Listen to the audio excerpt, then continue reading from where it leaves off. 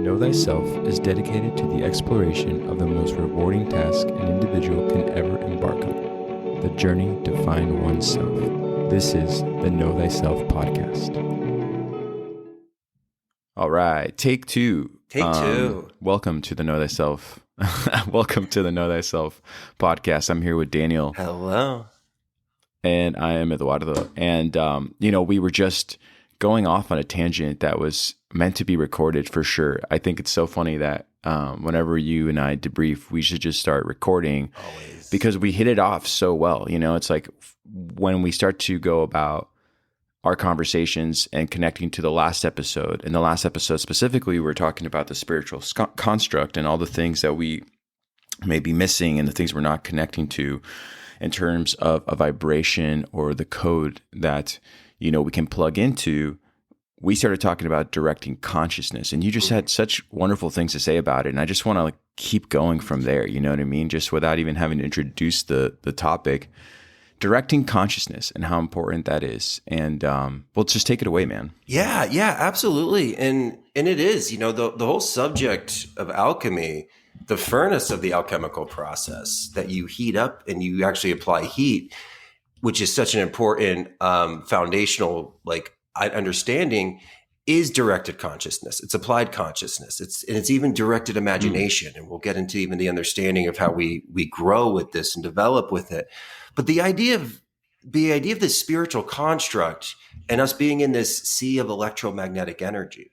Well, what we've kind of studied in the past and what we were kind of building off of from that conversation was this idea of even when we spoke about the double slit effect, spoke about how your awareness actually would change the atomic structure of an object. Just because of your conscious awareness, your sight, your observation, there was a reaction that happened. And you brought life and you changed this life form. And then your moment it went away, it would revert back to it.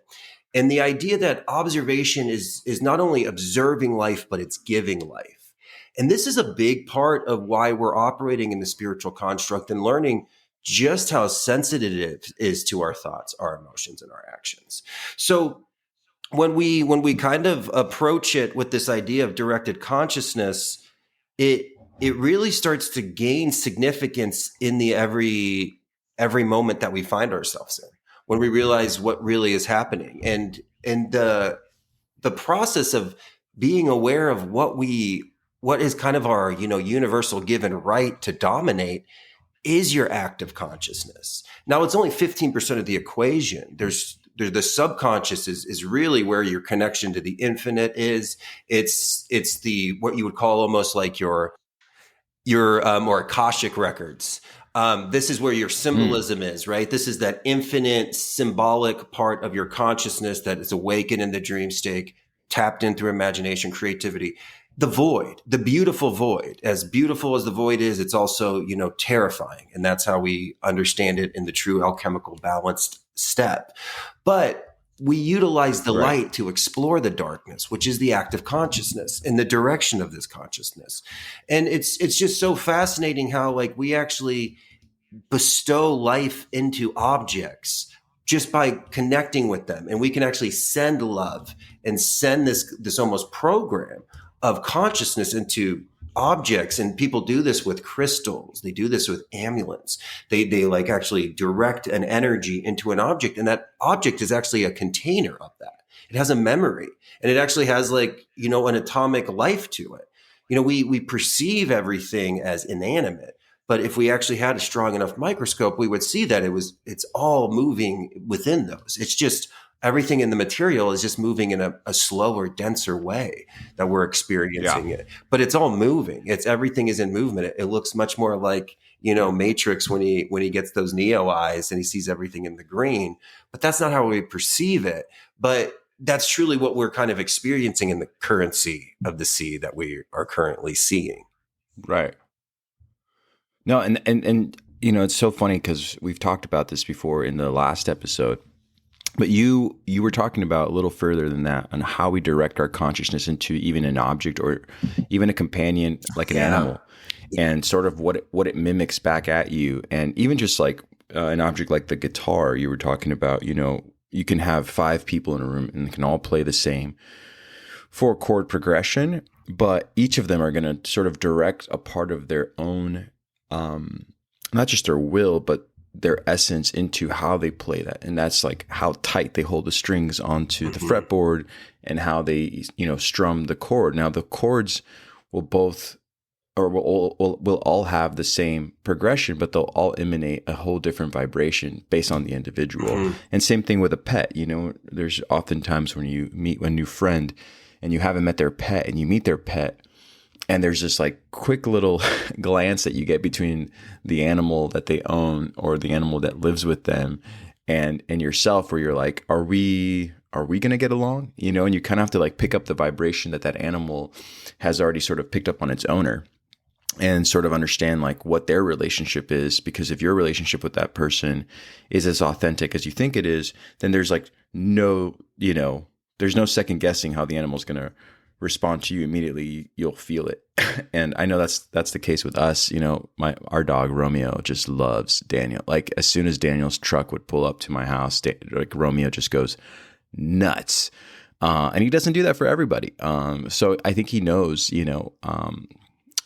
how much, you're adored in this household here. So, but, anyways, that kind of directed consciousness that we're talking about and where you plug it into is sort of a fascinating, and again, aspect of it's so super interesting thinking about consciousness and now like the relationship of consciousness between people and objects. And it's like, if we better understand how much we're generating the space and how much the reality is responding to the messages that we're sending it, the individual that's afraid and is a little fearful of the guitar, it's like new. Well, that fear is being received by the guitar, and the guitar feels heavier. It feels timid.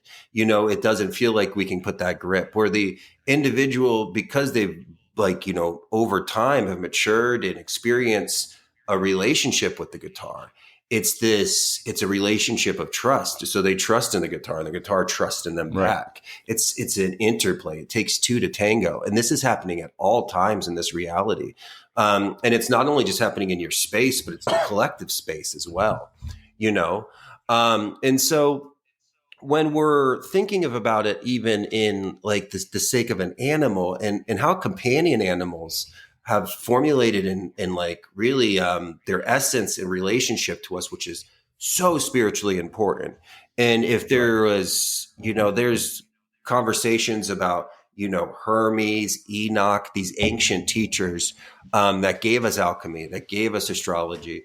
One of the biggest things they gave us on that journey was they taught us the aspect of companion animals and moving animals into a way of like a personal relationship, because they were going to be the greatest communicators and teachers of unconditional love, as well as how love is beyond words. And that was a very special thing that was bestowed on humanity. And how that developed over time was, when you take like an animal that was like, feral, a while ago, over the experiences of humans like interacting with them more, they would direct consciousness at the animal and they would observe it in their own independent, sovereign, individual consciousness experiencing the all. But humans are a high form of consciousness. And so it's not only are they processing consciousness in a very unique way, but how consciousness processes them and how this reality processes them and their effect on this reality is just as dynamic. And so over time, it's like we observed the animal in this individual way that it actually extracted the individualities of these animals, their individual personalities out more. And they would have more of this representation of this individual awareness of themselves rather than the pack awareness that they had before, which was so important in nature. And we still see coyotes, wolves that live in the pack formulation. And you still see compartments of like how your dog or thinks you're part of your pack, or your cat thinks you like are cleaning service for it, or you're like, you're kind of like its peasant to the cat, but like they see it as this like connection. Right. And so what we talk.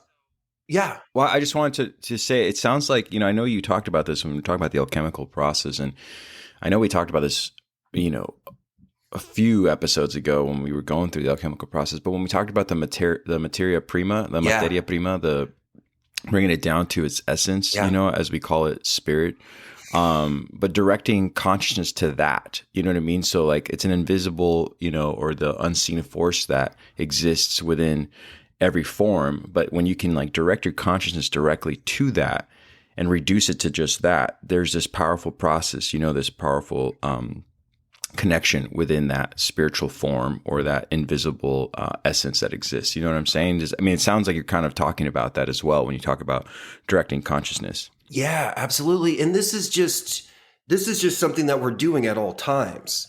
This is the Right. creative component of this creative spiritual experience is your consciousness and how it's formulating. And it's your thoughts, your emotions, and your actions, and in how your awareness and active consciousness is sending messages to the reality of what you're seeking and what you want to be represented back to you. And this is a really fascinating part, because once we Yeah. become really aware of this active consciousness and view it in an observation of ourself experiencing it, it's kind of like the shamanic understanding of second sight or second vision. And it's watching the spiritual sovereign operating through this reality, but like it's observing it in a way of a snake. And we're so we don't identify with experiences or like, oh, I'm experiencing sadness. I'm not sad. We don't state like my essence isn't sad. My soul is experiencing sadness, right? So we view it from the second sight observation. That's very important. But once you start looking from that second sight observation, you realize that one, there's a lot of messages coming in from the construct that are being left unread by you all the time. It's just like Yeah. your inbox is like boom, boom, boom, boom, boom, boom, boom. And you're just like, sometimes you're not even looking to like go through them, but they're happening at all moments.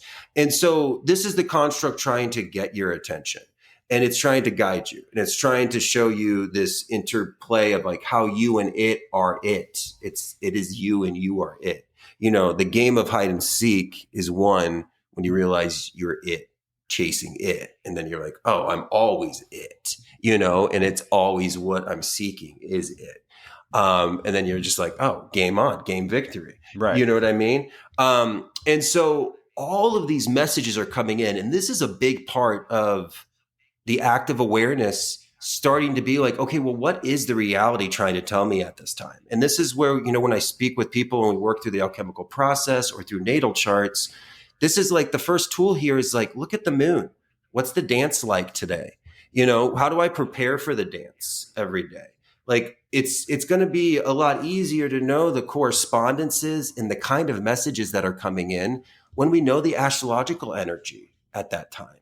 When the moon's in Pisces, it's going to be more of a subconscious rising up from the depths of the deepest parts of you of insights.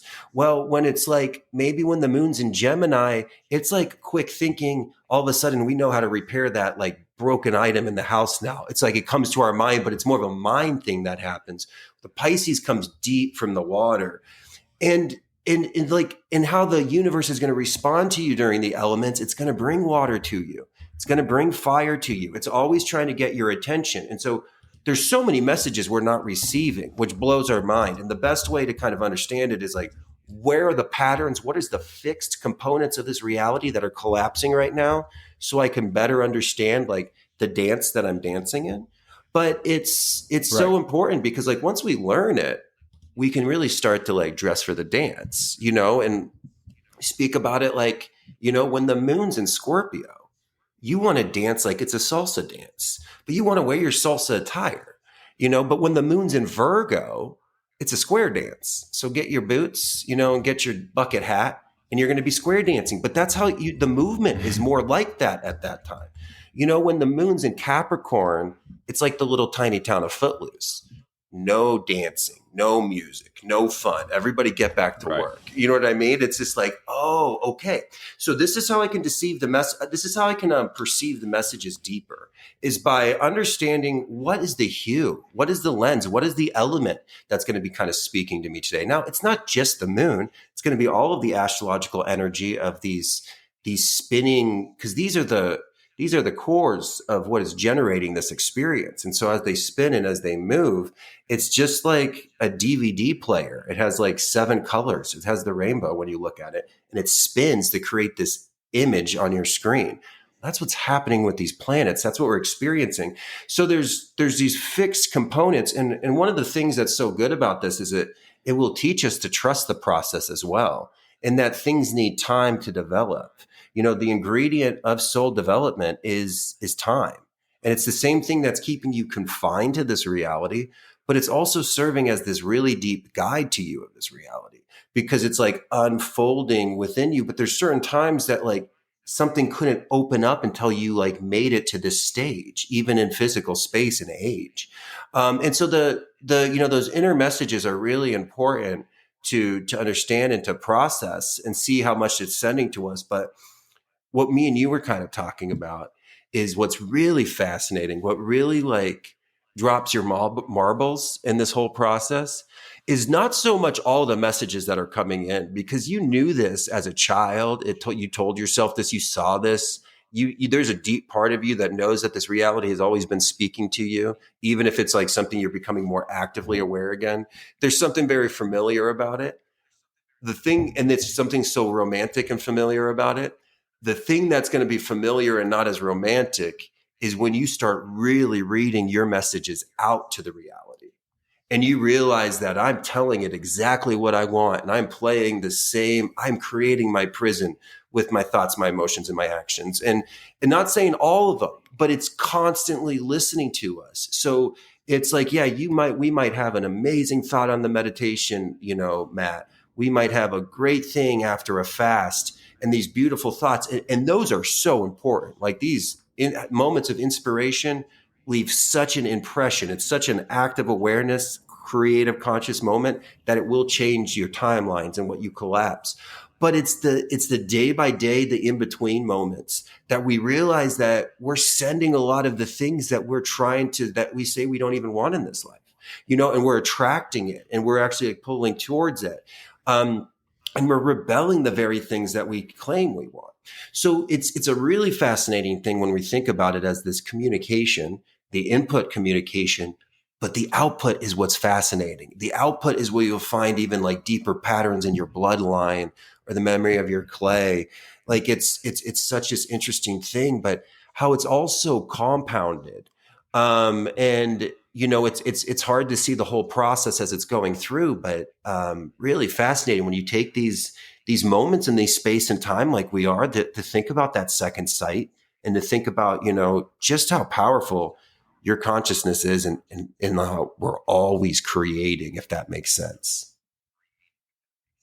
It does make sense. And beautifully said too, because I just think that it's hard to explain that to people without having to, sound over dramatic or sound like it's spiritual jargon that is being directed at them to change a pattern in their life that you're obviously seeing as an observer, as you were talking about earlier, that isn't working for them. I actually just had an experience about that, and in a tangent to relate to everything you're saying, one of the directors that I work for right now, he is convinced that he is going to be let go from his position. And he's a brilliant guy. He really is. And I really learned to, like him as a friend and also respect him as a person. But one of the things that I was trying to just have a conversation with him about that he just sort of dismissed is his potential to sabotage his own path. So everything he's assuming, which isn't true yet, is coming to fruition right before my eyes because he's putting it out there in a way that he doesn't necessarily see as being reckless. He just wants you to see his point of view and then wait for the moment where he can prove to you, look, I told you this was going to happen. My position is fading away. But he's actively making his position obsolete at the same time. And I was trying to explain that to him, and he sort of just kind of looked at me like, what are you talking about? I said, look, I have at least 5 examples that I've witnessed. And I actually traveled with him on 2 different trips to Florida for work and so forth, and watched how he missed meetings, looked disheveled, and really represented himself incorrectly from his true potential because he's so stressed about what he thinks might be coming. So the stress of what hasn't happened yet is creating a stressed individual to the people observing him, which I think now are looking twice, or they're looking back at him a couple times going, wait a minute, is this the right person for the job? And so it's just fascinating to watch. And when I was trying to explain it to him, he's like, no, I don't want to hear about that. He's like, that's not how it's really going down. They're going to let me go. I'm like, well, they haven't even alluded to that yet. And they haven't even reprimanded you for anything you've done. But little by little, you're making these mistakes on your own because you're so stressed about the inevitable in your mind. And so when we tried having this conversation, he sort of dismissed it and told me, it's like, I don't believe in all that. And I don't even know what all that means. I was just trying to show him a simple pattern. You know what I mean? We've talked about this in different episodes on how we can create these patterns for ourselves. And some of them can be positive and some of them can be negative. You know what I mean? But when you were talking about sort of transformation, change, and like spiritual growth, especially with like energies such as planetary energies, it is good to know the pattern, and it is good to know when you can actually plug in and when you don't need to plug in. Yeah. You know what I mean? We may have a lot to say, but sometimes it's best left unsaid. You know, I know I've had to learn how to do that oftentimes with people. You know, my energy internally wants to just be so expressive. And the only way I can get it out is literally to just express it. And sometimes it's just not meant to be that way, because as you express yourself, and in the case of the individual I just told that little story about, it's not meant for them to hear. I just, felt so anxious, to not tell him, hey, this is what you're putting out. This is how you're directing this energy into consciousness. And it's just something I wanted to explain to him in a small conversation that just didn't really do much for anybody. But where I'm going with this to kind of seal the conversation and all of it is, you and I, before the episode, were talking about the eclipse that just occurred. And I kind of wanted to go back onto the eclipse, because when you talk about these planetary energies and we talk about, how transformation can actually take place, how some events like an eclipse are not the best time to do some things, and sometimes are the best thing to do something that is going to basically, initiate a new path for you. Can you speak a little bit on that? No. Of course, yeah, no, absolutely, man. No. Well, actually, that's a good answer. No, actually, no, really, it's with eclipses. It's like 12th house. It is like, oh my gosh, it's like beyond knowledge, kind of what you were saying too, and the wisdom of holding our tongues sometimes, but also knowing when to speak as well. Like that was a really fascinating story and that was a perfect way to correlate how we don't even see the direct messages that we're giving to the reality. And so it's this fascinating thing of observation.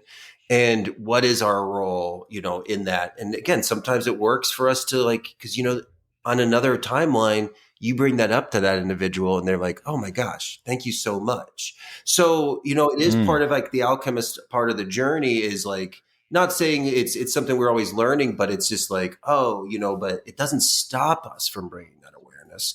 But it's a really fascinating thing to know that some people don't believe in all that. And it's so funny. It's like, well, what is that? You can really think about it as like, well, that breaks down to it. So they just don't believe in it. They don't believe in this construct. They don't believe in this reality in the way that I do. And it's such a difficult component to watch people in, because it's just like within the same patterns. That's just like, they have nothing to compare God to. So they believe it doesn't exist, but it's because it's all things, it's everything. So that's what makes it such a elusive, unique relationship, but it is in all things. It's not just in some things, it's in all things. And that's what, the alchemist really starts to see, and it uses its directed attention to seeing the magnitude of every moment. And an eclipse is a magnitude of a moment. Eclipses are part of the fixed timeline of this reality. We can calculate them. We know when they're going to show up. Now, we can't change the energy that the eclipse puts into the reality. We can only change how we adjust to this new reality. But it's quite the process.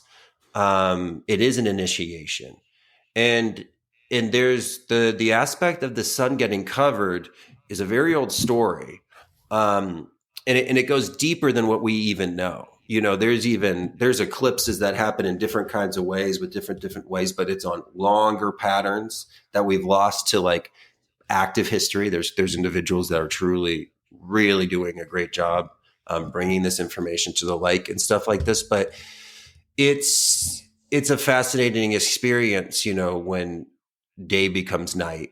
And it's that whole component of you almost like having this interaction and blending with the shadow of the new patterns you're going to be experiencing and what are letting go. But the two become a one in that moment. And it formulates something very, very powerful. And because we are also progressing in the collective consciousness in such a deep way, that we're going to even experience eclipses in ways that is of like a greater magnitude. Even just the Aries season that we're in. Well, right now with Aries, the North Node is near Aries, and so is Chiron. This is a much different Aries than you would think about. This is a much more spiritual, internal experience. So the eclipse, which happens at this really unique time, right when the sun made its way into Aries and it finally caught up with Mercury, who's been there for a while, but the sun was really behind. So it was like a really interesting thing because like we just became one because the sun and Mercury kind of just got into the same, like they got into the same sign finally, because they sometimes aren't in the same sign. But it's a unique space when you're in Pisces and Aries because it's 12-1. It's not like 3-4, like yourself, like your sun is in Gemini, but your Mercury is in Cancer. So you communicate a little bit more in this emotionally communicative, like watery way rather than the air way, right? It's part of it. They blend together, but there's this influence. Well, Gemini is the third sign and Cancer is the fourth sign of the zodiac. They're neighbors. They're pretty aware of each other. But Pisces to Aries is 12-1. That's Revelations to Genesis, or Genesis to Revelations, however you want to see it. But it's a really unique space and time. So that's happening. But at the same time, Aries has got this unique partnership with the North Node of your moon, which is your spiritual destiny, and Chiron, which is the greatest thing that you have to heal in your life. It's truly a skeleton key. And you have to literally cut the key yourself. And then you have to go into the darkness and find out whatever's locked. And sometimes you get down there and you try to unlock the door and you realize like it's the door, but the key's not cut right. You have to go back out into the light, recut the key, and then go back in there. And this is usually older than you. It could be a generational thing. It could be karmic. It's like the anima animus energy and Jungian psychology. It's a very deep thing to explore. Yeah. Well, that's waking up right now inside of everybody. If I know what I need to heal to become the person I need to become, then right after that time, this really, really powerful eclipse happens. And it's this marking of so many big things. And, we just even spoke about Pluto making its move into Aquarius. The dance is moving. The construct is changing. It's when they say like, we kind of spoke about it as even on 4/8, the eclipse that's coming up, you're going to hear a lot of people saying it's like, oh, it's the end of the world. And if you were just looking at the astrological chart, it is like you would look at it, like you just look at it and you're like, well, I could see that being the last day of the world. It's not going to be the last day of the world in my calculations. I think it's going to be, it could be the breaking of a seal, but it's not going to be the last day, at least for everybody. It's always somebody's end of the world, but that's part of the process. But for everybody, it's not that kind of fear. But This will be a form of a spiritual apocalypse because everything will be different. There'll be changes that are happening and they're going to kind of come into fruition. It's a very powerful time. It's a very fabric of time that's been built up with energy. And that's what the numbers with the year of the dragon that we're in. we're going to be in a spiritually compounded moment for the remainder of our experiences here. 2040 is when it will really be picking up, and the uniqueness will happen around like the end of 2035s, 2040s. But this is a spiritual, it's concentrating. The alchemical process concentrating on the collective. So just like when we talked about how alchemy first got created, not its first grace, but one of the first experiments they would do is they would take camel dung and they would like bury it in the sand. And then they would come back after a couple years and it would be this like cool little like crystal looking thing. And they realized the deeper they buried it, the less time it would be before they could dig it up. And it was this beautiful little like gem that they had created because it was the pressurization of the earth. Well, collective consciousness is getting buried very deep right now into the womb of the universal mother and the void. And so we're going through heavy alchemical evolution. These are big, big moments in astrological time, but also in just like the timeline that we're operating, the true historic timeline. We're approaching some really, really important dates that have been noticed by every civilization that like looked into the future of time. Any prophet or even just somebody like Edgar Cayce or Nostradamus, the blind prophet, all of those interesting independent sources. They all point at spaces in time of something that's kind of happening, as well as, other researchers.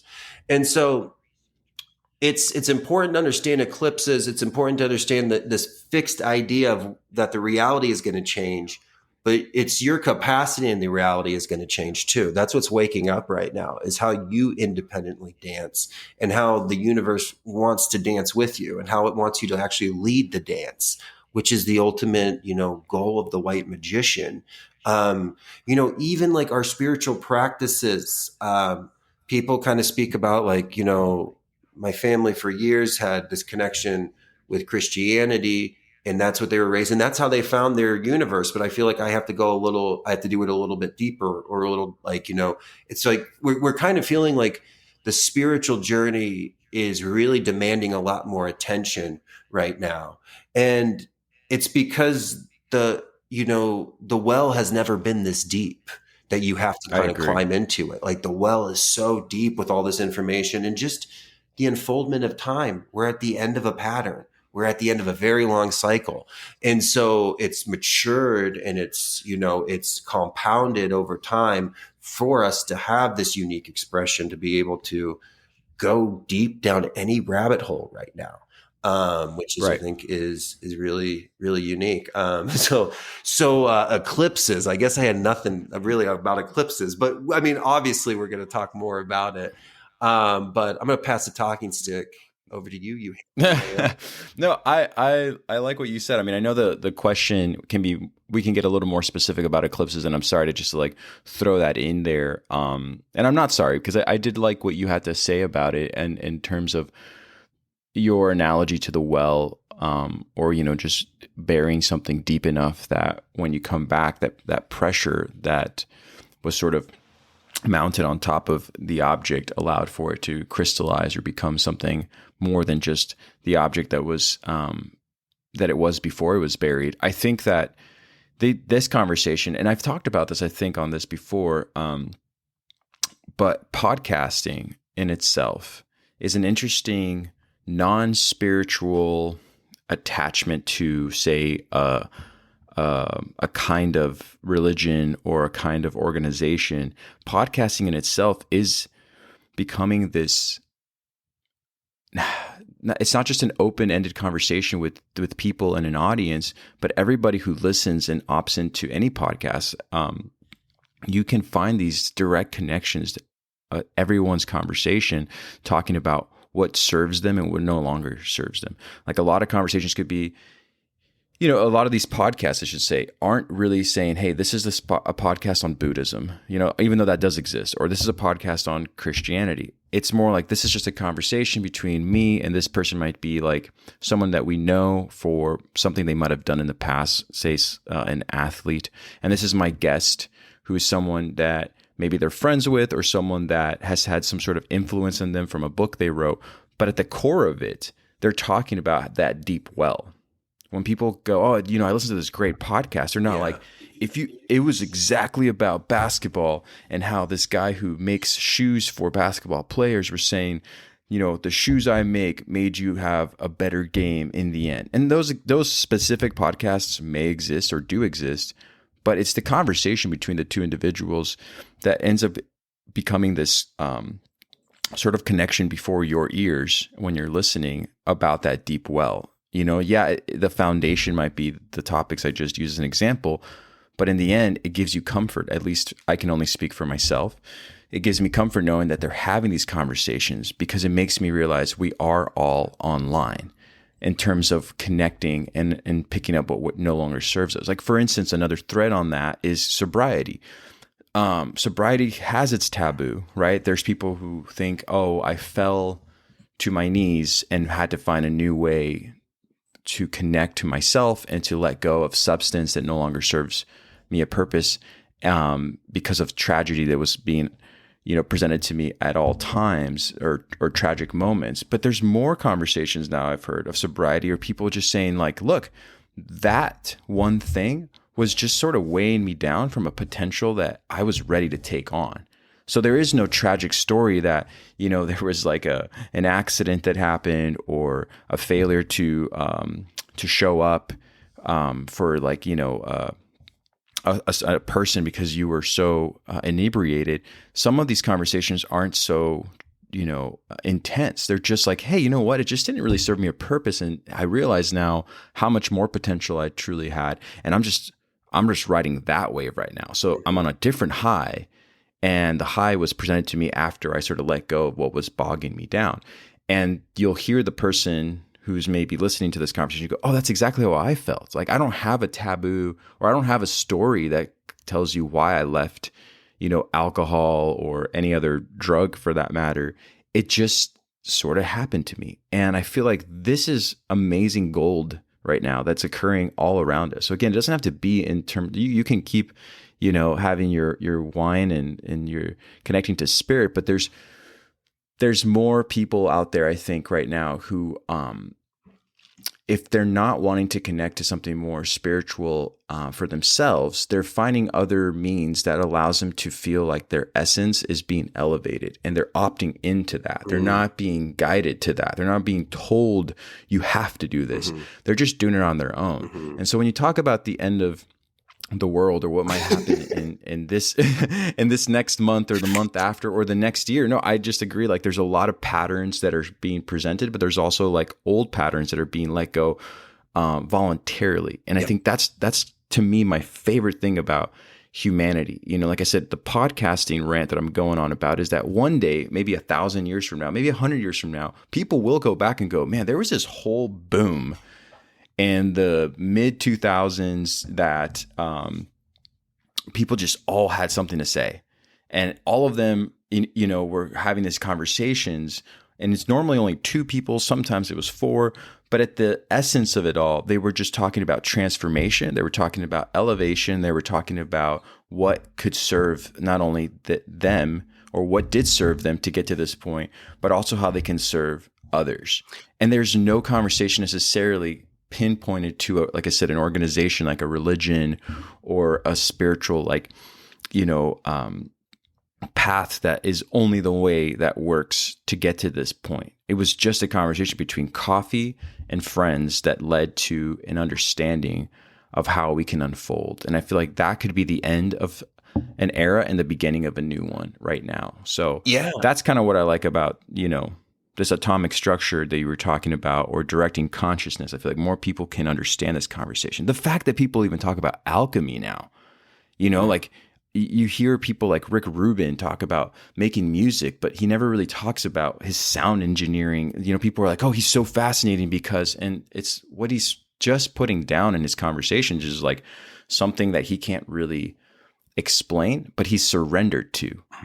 And he's able to direct other people's energies and produce out amplify sound. And exactly. Yeah. I mean, he literally puts himself out of the spotlight. For sure. Yeah, he puts himself out of the spotlight. He never goes, I figured it out. He goes, this is just what I surrendered to. And so far it's worked for me. up until this point. And then and people want to like, if you ever listen to this guy, people want to like pinpoint him. They want to like really dig deep on him. They want to be like, tell me your template. Show me your template. What are your 10 bullet points before a guitar player or a vocalist comes into your studio? And he just looks at you and goes, what? You know, like, and so people are missing the point of him just still reiterating the same thing, which is like, I'm just surrendering to something that is none other than just magic. Then there's just essence. No, and I think it shows him true as the true magician, because you don't really share your magic. You share magic, and you just tell, like, when people ask you about your personal relationship with magic, no, that's not really, unless it's like an initiation. It's a personal connection to like maybe your children or a deep relationship, a right-hand relationship. You can share your magic and how magic works with you, but more just sharing magic. And you just like, no, let me just tell you what I'm doing more, rather than exactly how I do this, because he doesn't, describe how he astrologically, he has an astrologer, either him or somebody who's setting up these days. They're looking at the birthdays of all the people in the bands, everybody involved, where the moon's going to be, where Mercury is going to be, where Neptune is going to be. And it's a big thing. It's a big thing why new things aren't coming out now, but in 2 years, there's going to be an explosion, a renaissance of ideas.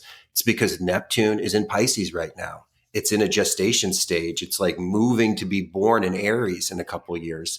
And that's going to be such a big expansion of so many different things, different kinds of styling of podcasting, different kinds of style of movies, or just theme stories. It's like we're going to get out of the loop of just recycling everything. But there is, man, and I think understanding that collective pattern of people, now you're watching it, and we went through an experience with Pluto, which is all about, death and rebirth. And we just went through initiation where it went from Capricorn to Aquarius. And now you're noticing the construct changes. Everybody is releasing things that maybe were inhibiting them in the past, which were too heavy for them to let go with Capricorn. But now in Aquarius, they're learning how they uniquely can release this in this process, that it's actually going to serve them on it. Well, we're starting to see this drama, this theme that's happening as it unfolds in time. Time is this like unfolding flower, and even experiences and awarenesses that we have to blossom like that flower does over time, right? It's the secret ingredient of consciousness. It's what keeps the whole process continuing, and happens everything in its time that it's supposed to have, and so when we think about it in this way of like these bigger patterns, it's also just fascinating to watch it in, like you said, about like the podcasting and things like that, even in the spiritual community of all the great people who share content and put out research, Alive and beyond. You can see patterns in things. And there's like topics you read about, that you study about. And then it's really interesting. You see like one person make a video on it, but then other people start making videos on it. And it's not when people are like, oh, it's just a copycat thing. It's not that. No, it's opening up, because there's so many good people out there that, that I love to share their work as well, and all those things. But we'll be working on a podcast, and they'll come out with something of it the day before or 2 days after. And it's like, no, they didn't even listen to this one. And even if we listen to each other, it's like, oh, I didn't have a chance to actually listen to yours. Yeah. But when I did, I realized we were having the same podcast. We were talking about the same thing. And it's like, oh yeah, no, we're all tapping into a collective wave right now. And it depends on like what your radio's tuning into. But if you're tuning in on like 5:50 a.m., it's going to be a low, like bad bandwidth, bad communication. It's going to be like the sound of the hamster wheel, it's just that squeak, squeak, squeak. Yeah. But at this point, if you're spiritually aware, you're like moving the dial constantly of having a higher frequency. So it's like every day you're taking in new data. Your informed field is not only like extracting more data from this reality, but it's actually like, pushing more data back into the reality. So it dances more accordingly with you. It feels more like a lazy river than like the bell going off in the wave pool, and you're like, it's like the worst, like, you just wake up and the waves start hitting you. The wrath hits you. You're like, this place smells like urine. Why am I in here? But like, if you knew what was coming, you could have lazy rivered that. It's always the choice. It's the choice that we have. Yeah. It's like, and And the wave pool's fun and you have to experience it, but yeah, you can't stay in there. You know what I mean? Nobody like you're gonna cause more damage to the kids that should be Right. experiencing it. If you're like all big and large and get hit, you take out like land on 4 kids, like get out of the wave pool, dude. You know, like get on your raft I in the do know lazy what you mean. river. So yeah, I Um, must have I must have been a lifeguard in the past life or something. I don't know where that one came from.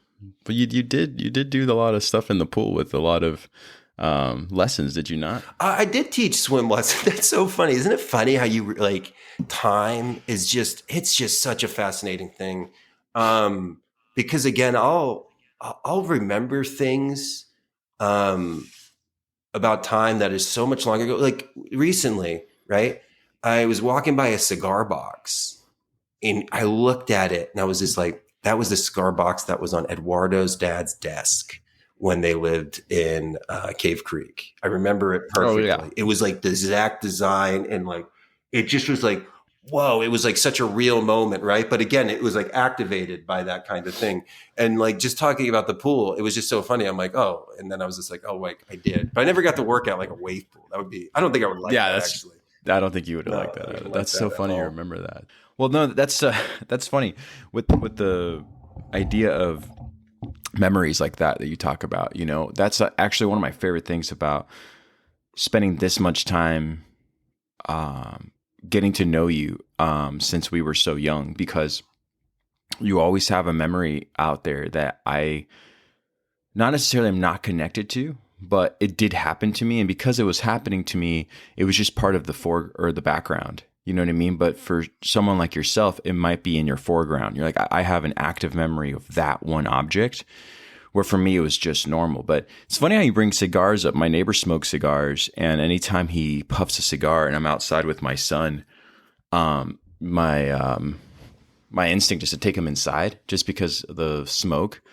But I did experience a lot of time being next to my dad while he smoked cigars, thinking somehow by proxy, I just thought I'm just as in a state of peace that he's in right now. Mm-hmm. So even though for some people it might smell not so great or be an unfavorable smell, because you can always smell when someone's smoking a cigar. They could be like a mile away and you could still smell it. But I always it always takes me back to my childhood and just spending time with my dad.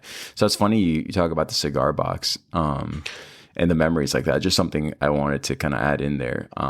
You know, and we haven't even talked about that with in terms of memories. You know, I know that there's an episode out there that we're going to make in regard to what these memories are and where they live and what draws them back out and how they stay in your subconscious. They're never gone. You know what I mean? You may forget about them, actively forget about them, but then you have a friend like yourself who brings up some kind of moment in time, and it just takes you through a whole wave of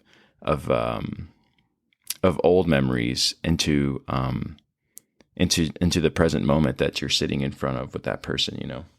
Yeah, absolutely. Absolutely. And you know, it is that the subconscious, it gets stored in water. And so it's a fascinating thing, just how water has a memory. And how there's experiences in the five sense reality that can like pull you and drop you in an old water that you've forgotten about, you know, and it was like seeing the band of the cigar and looking at it. But yeah, cigars, man, super, super spiritual and mystical. I kind of call that sending smoke signals. You know, that's a very fascinating thing. I think that's just the whole process, how it's made, it's fermented, it's alchemy. That's I think one of the most sacred things we still have intact from the like matriarchy moon lunar cult energy. And even though it's part of the sun because of like the sun cults as well. But you know, that word cigar was taught to the explorers from the Native Americans that were present when they first arrived, and they called it sakar. And that's what they would call it, and they would just roll it. But such a beautiful process. We'll have a whole chat about that one day, because I think there's unique components with smoke. I know smoke has always been the best way for me as an earth sign to like communicate to that energy, sending smoke signals. And you always get smoke signals back. It's like, are you reading the smoke signals, but sending your message with smoke, either burning lighting something on fire, using a campfire. Smoke has always been probably one of my greatest alchemical tools. And it represents the ether. It penetrates everything. It is everything. So it is like how you use the fifth element in this reality is through smoke, sage, incense, really, really powerful. And smell, it taps you into something. And when you smoke like a cigar, compared to like a cigarette, because it's wrapped in paper, like a cigar is wrapped in its own leaf. It's just leaf on leaf on leaf. You got the binder, you got the filler, you got the wrapper. There's absolutely no chemicals in a cigar. It's just like whether it was grown in the outdoors or it was shaded growth, and there's a bunch of other factors. But it's like a wine kind of thing, and you can taste it with wine and stuff like that. Like there's unique ways to get connected to those spirits. But are you running towards them, or are they opening up experiences to you? And it's so different. Like, that's like the good thing about those things is like, if you do have a relationship that you want to explore with it, the timing of those moments is what makes them special.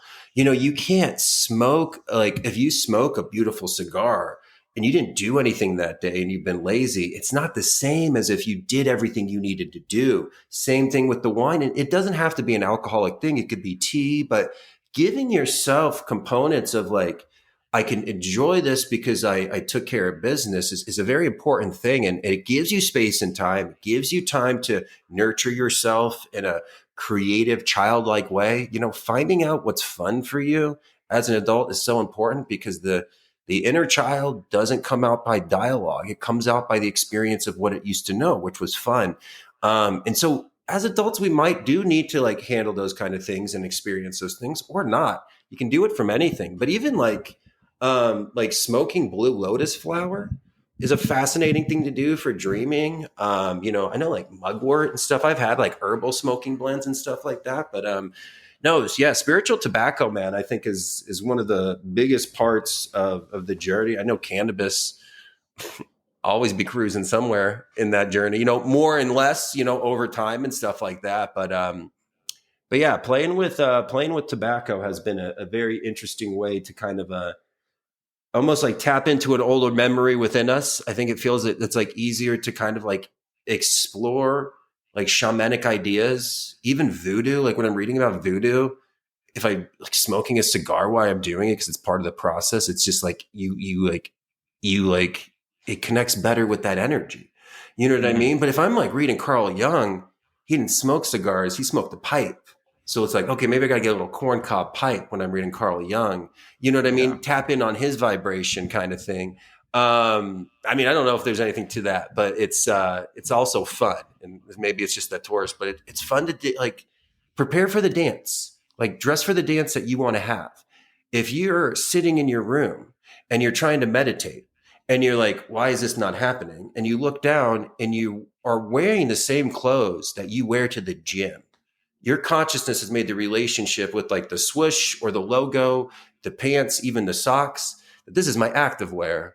And this isn't, so you're not communicating all the messages to the reality. Like it would be better for you to be like, okay, let me put on like white or light blue clothing. Let me show the reality what I'm trying to do here. Cause it's looking at me and it's just like, oh, we're going to the gym. Let me like pump up your heart rate. Let's get ready to go. And you're like, oh, I'm trying to slow down. And the reality is like, I'm not picking up on this. Now, if you intentionally can direct your consciousness to be like, I'm trying to meditate, then the reality is going to understand it more. But if you're just getting dressed and it's just following you, and then you sit down, it's just like, what are we doing? It's like, it's getting you in that mode.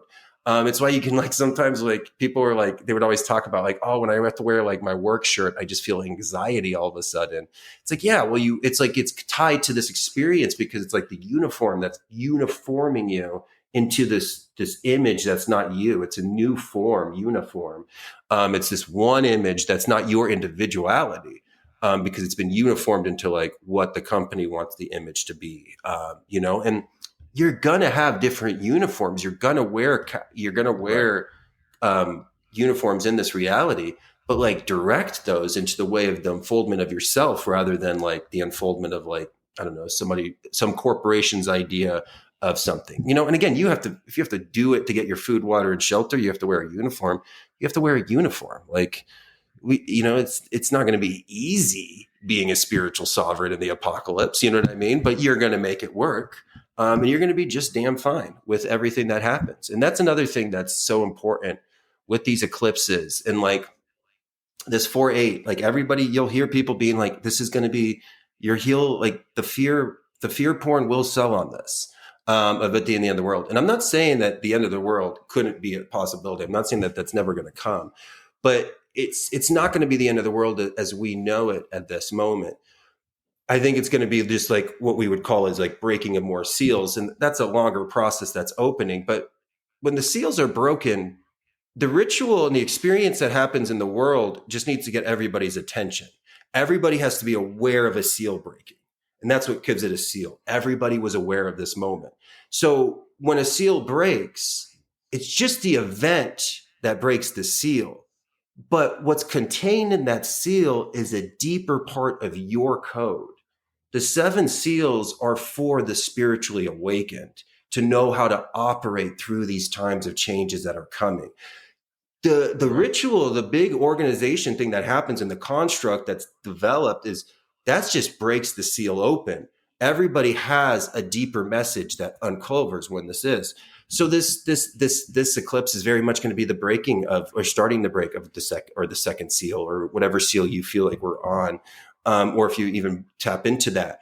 But either way, it opens something in the spiritually elect to be read and understood, and it's the same idea that like.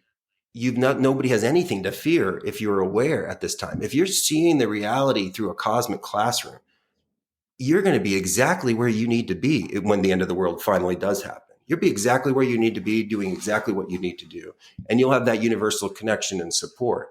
So there's like nothing to fear. And that's what the revelations is showing. It's like showing you where you are in time. So you're aware of what's happening and you understand the bigger patterns that are unfolding and how you're going to operate and be fully protected within them, because it's a spiritual construct. It's an experience. You're not from here. You're traveling through the valley of the shadow of death. And then I think that's exactly what we're going to be kind of experiencing. So, it's a fascinating thing about, all of this component of like, just like relationships, consciousness, the consciousness relationship with time, the conscious relationship with space, the conscious relationship with its attention and its awareness and where it's directing its attention. And at this point, it's so important to be able to be in control of just the 15% of our consciousness that we're asked to be. And that's the active. And then we can, if we're 15% controlling the active, we can surrender and really let the subconscious do its work, and attract the things it needs to a life, repel the things it needs to in our life, unfold the pattern of our heart deeper. When we, the reason why your heart has to like unfold things over time and there's long time patterns of understanding is because like you can't know your destiny.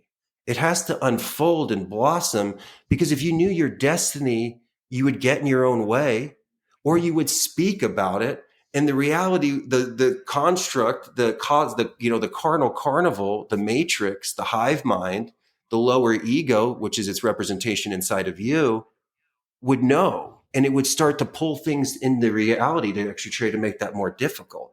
That's why your destiny has to blossom over time, and you have to follow the breadcrumbs on it. Because if you knew really what you were getting formulated into, you wouldn't be able to surrender to it as it came. You would try to make more steps to make it happen. You would get in your own way, because it might be doing it in 5 steps, and all of a sudden you see the goal. You might make 8 steps appear, 12 steps appear. Now all of a sudden you're not even processing it because you didn't surrender to the component of the unfolding of the flower. We can nurture the bed. We can till the soil. We can sprout it. We can make sure it's a healthy environment, but we don't say when the flower blossoms like that. You just nurture it as it's going. And you're always just nurturing in that mode of like, how can I heal? How can I understand more? How can I read the reality more? How can I dance? How can I be a better dance partner, a more respectful dance partner with this reality? How can I even do what the reality ultimately wants me to do and be a leading dance partner. And that's like the white magician, which uses their attention and consciousness to evolve and help maintain the balance between the white and the dark. But it rides the white light very strong to maintain the balance, because that's all it is. It's in this reality, in the construct, it's about finding balance between the light and the dark. And in spaces and times, that balance is not in homeostasis. And we could say at this time it's not in homeostasis. And I don't think we really have to, go too deep on the details of where it's probably leaning. But it's all about kind of like bringing it back and learning how you independently are a unique worker in the grand archetype's plan, which is the evolution of consciousness, and what this construct is extracting data for, and what we're learning from it, if that makes sense. It does, man. I mean, again, the conversation started with directing consciousness. And so, like, to kind of sum it all up, I do agree that, understanding how that works within the construct is something that we need to keep talking about, just because, I've heard people even talk about they want to watch it all burn to the ground and start over again. And I feel like it's such a macro step outside of what we can do right now in terms of directing consciousness towards some positive outcome. Mm-hmm. And I don't mean that in some blindly optimistic way.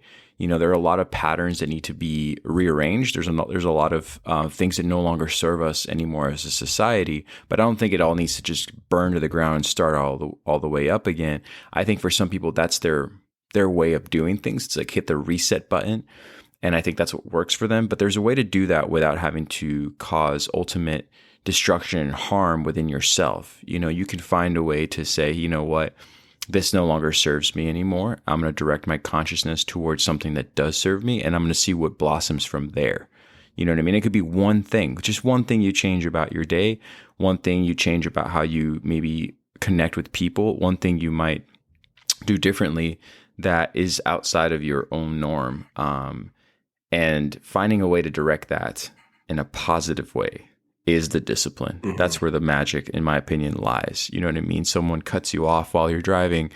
You might be already not aware, but aware that your instinct has always been to, dismiss them or wish them ill, because it's like they did something to you in that moment. So you hope for something bad to happen to them, trying to basically get out of that pattern. Mm-hmm. And finding a way to say, you know what, that person cut me off, but it didn't cut me off. Like, I'm still on the path. I'm still going. I'm still moving forward. You'll find that you're not carrying this anger with you, because that person may not have done anything deliberate to you to make you feel that way, but you chose to plug in to their energy. Mm-hmm. So they're in a hurry, they cut you off, and you're like, you're cutting me off. Well, then I'm going to do everything I can to make you feel what you just made me feel. And then before you know it, you're just sort of lost in this just jumble of just negative energy. And so directing consciousness is a very powerful thing that I think we take for granted and we don't quite understand at all times, because we're living and breathing in this moment as we speak, and things do come at us unexpectedly, and some things may shift our perspective. But if we can take control for that moment and direct that energy towards, again, a positive outcome, I guarantee something great will come of it. It always does. I mean, just making this episode with you right now, you know what I mean? It takes a lot. I've been traveling like crazy. I've been gone for the last, few weeks, back and forth, from flights, cancellations, too much time in Florida. No offense to anyone in Florida. Florida can be great. Just a lot of different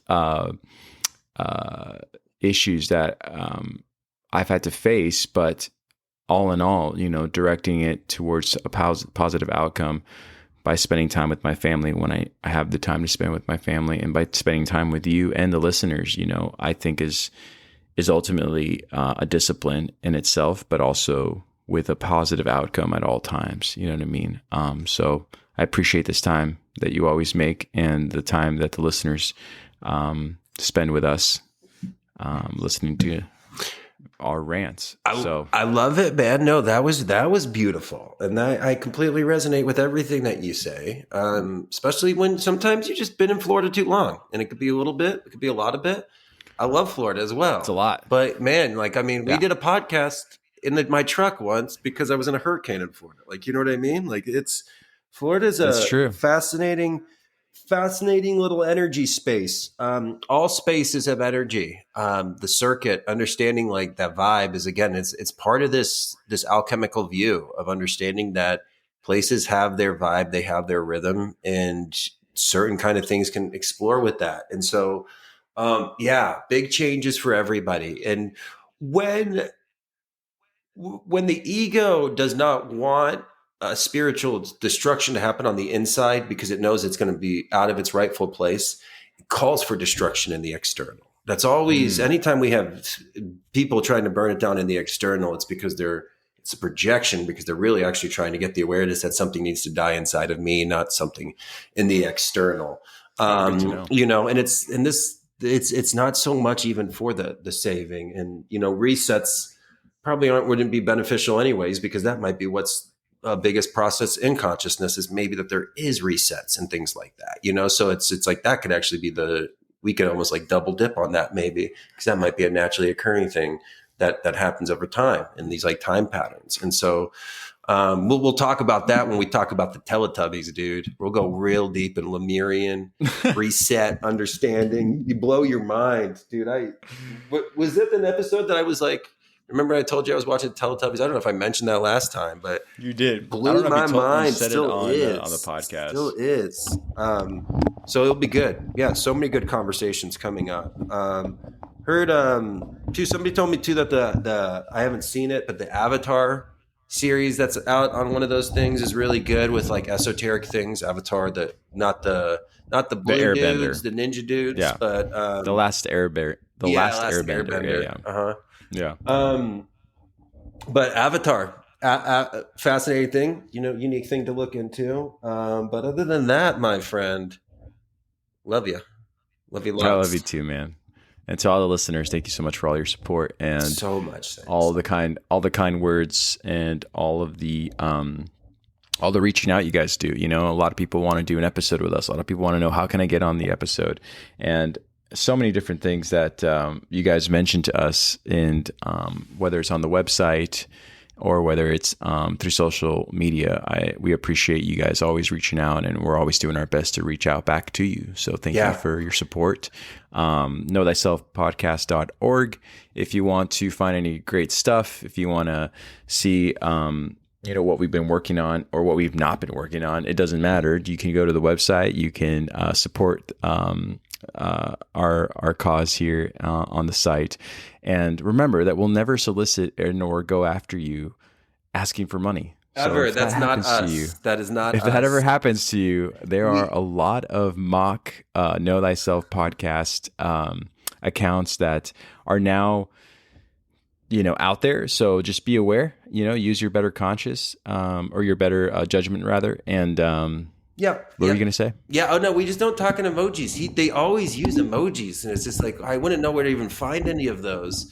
But yeah, we would never solicit that access. But if you do want a natal chart for yourself, maybe with your children, maybe as for a romantic partner, whatever, always down for natal charts, and also alchemical conversations where we can move through the process. And I was just on Ms. V's podcast recently. I did her natal chart. Such an amazing individual. And she actually shared she sent us her cards and everything, which is really great. But I dropped a code on that. I think it was like alchemy. And it was a discount on the natal. I think it's like 30% off. So if anybody wants, code alchemy, and that will work until probably for a really long time. So just, you know, and make that code rain. You can share it with anybody, anything, anytime. All good, my friends. Awesome, man. Well, until next time then. Until next time.